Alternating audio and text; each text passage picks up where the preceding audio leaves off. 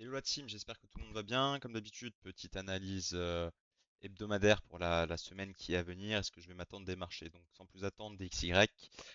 Qu'est-ce qui s'est passé la semaine dernière? On est revenu dans un FVG weekly qu'on a rejeté en prenant un previous weekly low et on a donné une expansion. Donc, naturellement, là je vais passer bullish sur le DXY.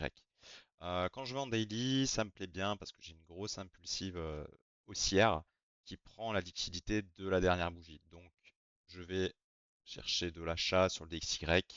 Donc soit il va partir tout de suite, auquel cas ben c'est pas grave, ou sinon peut-être prendre le high pour retracer dans cette zone H4 qui est ici et repartir à la hausse. Et ça serait bien que lundi, demain on open au niveau du PDL pour repartir du coup sur la hausse, chercher le previous weekly high et le previous monthly high, en espérant qu'il reste intact.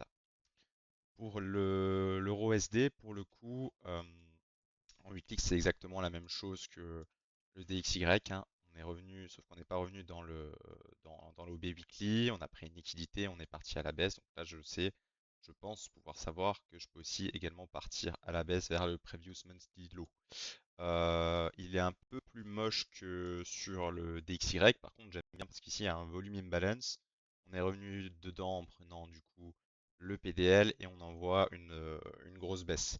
Donc ici, quand je vais en H4, j'aimerais bien que, ben, comme sur le DXY, hein, que le DXY open à la baisse, du coup que l'euro SD open à la hausse, vienne chercher son PDH. Ici, j'ai une bougie sans mèche avec un petit FVG H4 qui est toujours actif et du coup plus grossièrement l'order block H4 qui se trouve ici. Donc j'aimerais vraiment que là on remonte tout là-haut pour ensuite baisser. À savoir aussi que mercredi il y a les taux d'intérêt US, donc à voir ce qui va se passer. Peut-être que on va pouvoir remonter là-haut avant de chuter. Pour le gold en weekly, alors c'est aussi pas mal pour le gold, j'aime beaucoup. J'avais pris l'ensemble de ces trois bougies parce qu'en fait ici j'ai un petit VI et ici j'ai aussi un VI ou un gap. C'est pareil, on revient avec cette bougie, du coup, retester ce VI et on rebalance assez fortement à la baisse. Donc là, je vais directement aller en 4 heures. En 4 heures, alors j'ai le breaker qui est ici, mais en fait j'ai aussi ce FVG H4 ici qui va m'intéresser. Il y a les 50%, il y a le PDH aussi également à prendre. Et ici j'ai un order block 4 heures qui est juste ici. Bon, il n'est pas très beau non plus, mais en tout cas, grosso modo, j'ai toute cette zone pour chercher des shorts sur le gold euh, pour aller vers le previous weekly low, previous monthly low et plus bas. Euh, et puis s'il monte, ben, on verra, enfin, je verrai ce que je vais faire. Pour les indices, bon, bah, on est quand même dans une phase de range. Maintenant, je pense que sur le S, il peut venir chercher déjà cette bougie sans mèche. Également, bah, le previous weekly low et cette sell side. Maintenant, est-ce qu'il ira sur le previous monthly low?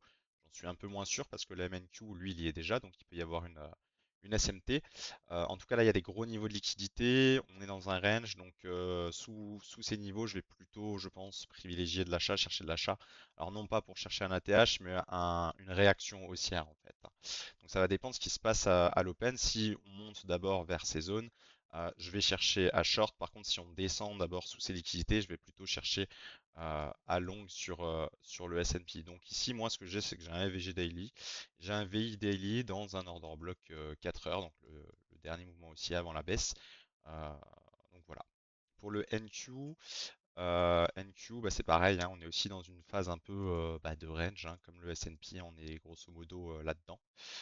Ici, il y a une grosse liquidité donc, qui a déjà été prise d'ailleurs, donc à voir hein, si à l'open, je pense qu'il y aura un gap à l'open, je sais pas, on verra. Mais en tout cas, si on vient là-dessous, je vais plus privilégier des achats pour chercher un retracement vers ces zones ici.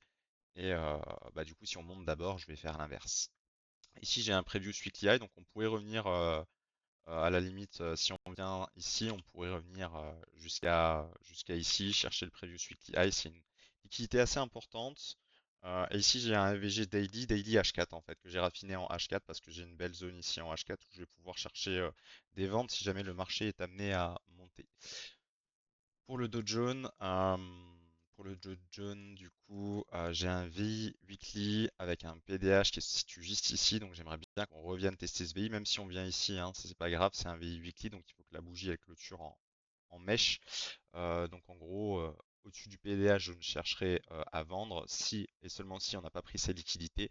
Par contre, c'est pareil que sur les autres indices, si on vient sous ces liquidités, je vais chercher une réaction haussière, tout simplement.